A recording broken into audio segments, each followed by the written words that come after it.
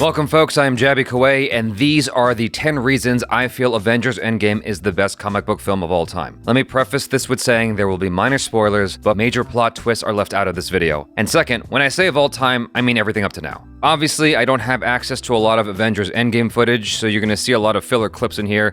For that, I apologize, but there's not a whole lot I can do. Anyway, let's get to this. If I had to guess, before Endgame, the standoff for which comic book film ranks the very best would be between The Dark Knight and Captain America Winter Soldier. For me personally, The Dark Knight was the king for the longest time, but now I feel that position is held by Endgame. Let's get into why. Number 10, the sheer number of characters we connect with.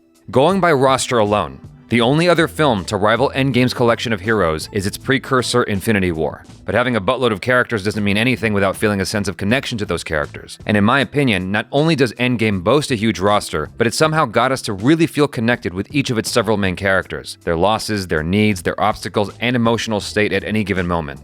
Number 9, surprises. From beginning to end, there are a ridiculous number of "oh snap" moments. No pun intended. Just when you thought you could anticipate what was coming next, the film manages to surprise you again and again. Any instance you think you know what the characters are in for, Endgame pulls you in another direction. Even when you are able to predict the trajectory, it often happens in a way you least expect. Number 8, the music. By far one of the biggest criticisms people have had of Marvel, besides undercutting the drama with too many jokes. The great prophecy. Hang on. And bury my sword deep in Asgard. Hang on. Give it a second. Is no defining music besides the Avengers theme song. Well, in my opinion, they took that theme song to a new level. Avengers Endgame may not have the best comic book film score of all time, but Alan Silvestri composed an amazing one that certainly sent goosebumps down my arms at all the right moments, especially in the final hour of the film. Additionally, the pop music choices used between the score were great. Each moment Avengers Endgame featured a pop song perfectly underscored the mood or emotional weight of what was going on screen.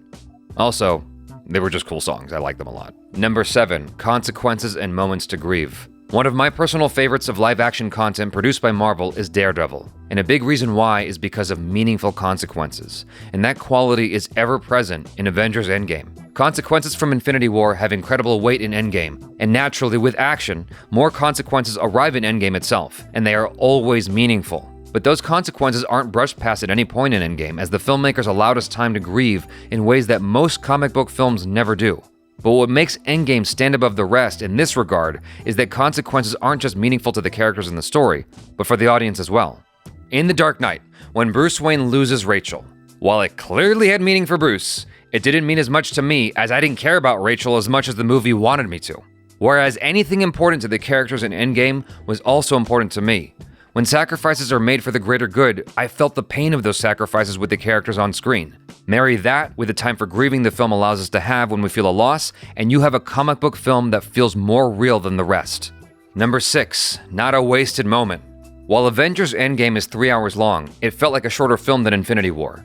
Not to say that Infinity War wasted any time, but Endgame somehow, despite the aforementioned moments of grief, felt like it moved along at such a perfect pace that for nearly the entire film, not a single line, shot, or scene felt unnecessary whatsoever. For any 3-hour film, to feel like less than 3 hours is an incredible feat in itself in my opinion. And at the end of those 3 hours, in no way did I feel Avengers Endgame outstayed its welcome. The edit with regards to pacing was as close to perfect as you can get for a film of this length.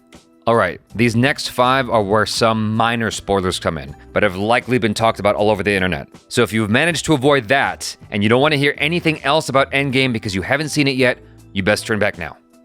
Number 5, Fat Thor. This, surprisingly, is a bit of a controversial choice for the film, but in my opinion, Fat Thor was a bold and interesting move for the character more than anything else. For several films, Thor has been portrayed with a godlike body sculpted out of marble and Photoshop. He's also been nothing short of incredible in nearly every installment of a Marvel film that included him. But to knock him down to the point that he's overweight, no longer confident, basically broken, gives him so much room to grow as a character and allows for Thor's potential arc in the story to be incredible. I also can't think of another superhero that was so badass and overweight at the same time. Number 4, the opening. While I won't say what happens in the opening, it's powerful. It hooks you in right away because 5 seconds into the movie you know what's going on. And despite you as the audience having more insight into what's to come than the character on screen does, you feel what that character feels. and it's treated with such respect, not showy or overly stylized whatsoever, which allowed it to feel real. Number 3, the fan service. Now typically, I'm not a fan of sheer fan service, just for the sake of it. If it's not directly serving the story, then it's as good as gone. Anything not directly at the service of the story in some way is wasteful. But the fan service in Endgame was perfectly integrated into the story and plot. Callbacks and inside moments worked to propel the plot forward, rather than pause the plot to wink at the audience. Number 2, the ending battle sequence.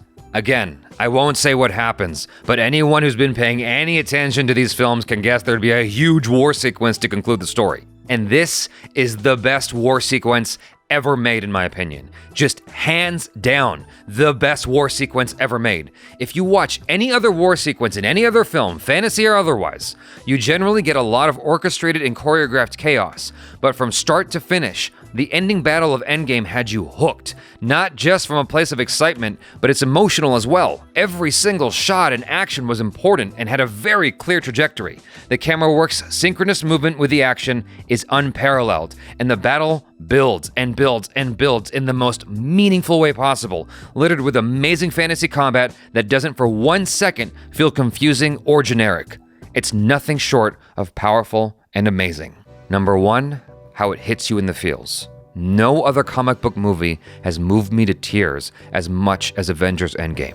Throughout the film were very human moments that really touched me all the way to the very end, and I can't say that about most movies in general, let alone comic book films. While Avengers Endgame had the most superheroes on screen ever, it was also the most human superhero film ever made. And those are the 10 reasons I feel Avengers Endgame is the best comic book movie of all time. If you guys enjoyed this video, please do me a favor and hit the like button. Also subscribe and hit the bell icon so you get notified every time we drop another video. Thanks so much for hanging out. I am Jaby KOAY. Peace out.